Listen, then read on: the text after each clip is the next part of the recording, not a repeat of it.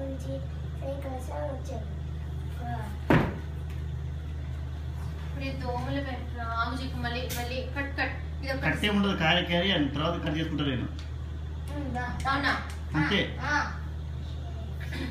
భూగర్భాన్ని చీల్చి ఉక్కును తీసి గులాం కొండలో రగిలించి పర్షియా దేశపు శాస్త్రవేత్తలు దీని నిండా దోమల మందు నింపిన దోమల బ్యాట్ ఇది. పసివాడే కాదు పెద్దవాడైనా ఒక్క వేటికి 100,000 దోమలు చంపగల బ్యాట్ ఇది.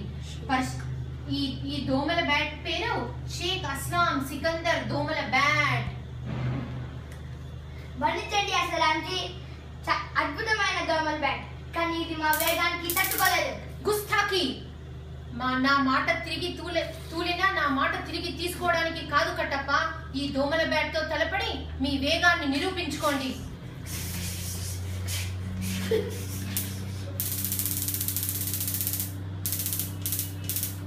అద్భుతం, అత్యద్భుతం. హైదరాబాద్, సైదాబాద్, ఆదిలాబాద్ ఎన్ని మురికి వాడలు తిరిగాను, కానీ నీలాంటి దోమల వీరుని నేను ఎక్కడా చూడలేదు కట్టప్ప. నీతో దోమని చంపడానికి ముద్ద పంచుకోవడానికి చాలా గర్వంగా ఉంది రా కట్టప్ప. దోమల బ్యాట్ తయారీ చేసేవాడికి దోమల బ్యాట్ ఆడేవాడికి సరి సమానంగా కూర్చునే హక్కు లేదు.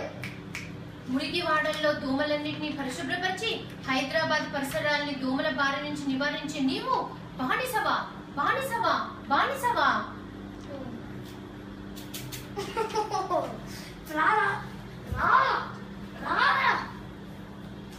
చెప్పు నాకు చెప్పు చెప్పు. దోమలు నింపాలి,